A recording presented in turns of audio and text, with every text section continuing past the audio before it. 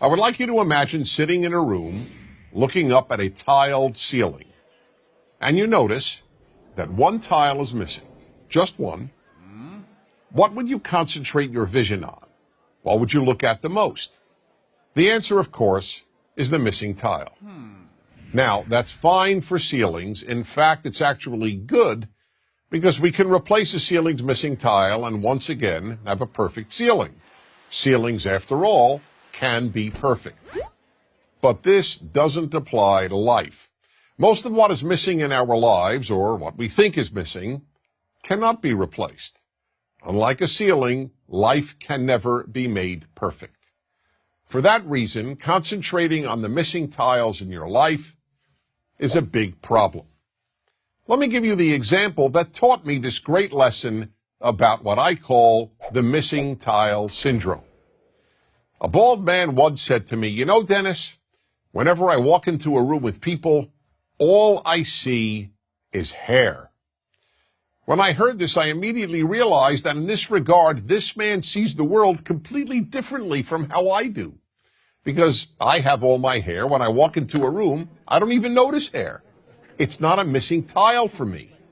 But for this person, hair is what he sees. This applies in some way to everyone. When a woman who thinks she has imperfect legs walks into a room, all she sees are perfect legs. Or take the example of the woman who once said to me, "Wherever I go, all I see are pregnant women." Now, how could that be? The vast majority of women, even those young enough to be pregnant, are not pregnant at any given time. But that was all she saw because she wanted to get pregnant and wasn't able to. Her missing tile was not having a child. That's the way human nature is. We focus on what's missing in our lives. The missing tile syndrome is a very big obstacle to happiness, so big, in fact, that it makes happiness almost impossible. There will always be something missing in your life. When you see other people's kids, you'll think you see tiles that are missing in your own children.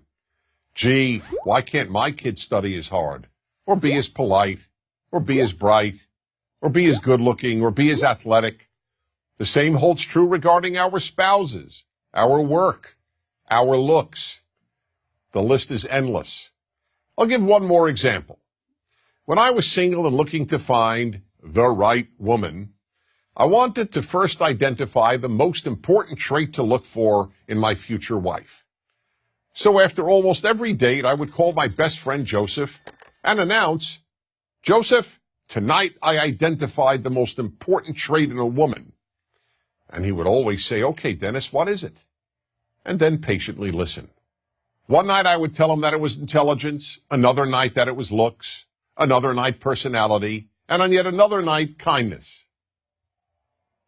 One night, as usual, I called him up after an evening out and said, "Joseph, I finally figured out what the most important trait in a woman is."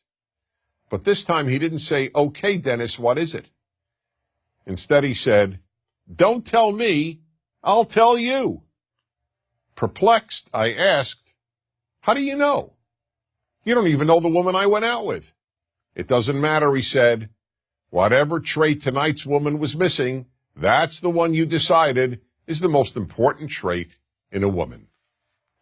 I could say nothing. He was right. Whatever that night's date was missing is what I would declare the most important trait in a woman. I hadn't yet come up with the term missing tile syndrome, but that is exactly what I was suffering from. That's the way we play tricks on ourselves and undermine our happiness, by concentrating on the missing tiles every one of us has. So we really have a simple choice. Do we focus on the rest of the ceiling, on all the tiles we do have, or do we focus on the ones we're missing? To a large extent, the answer to that question will determine how happy you will be. I'm Dennis Prager.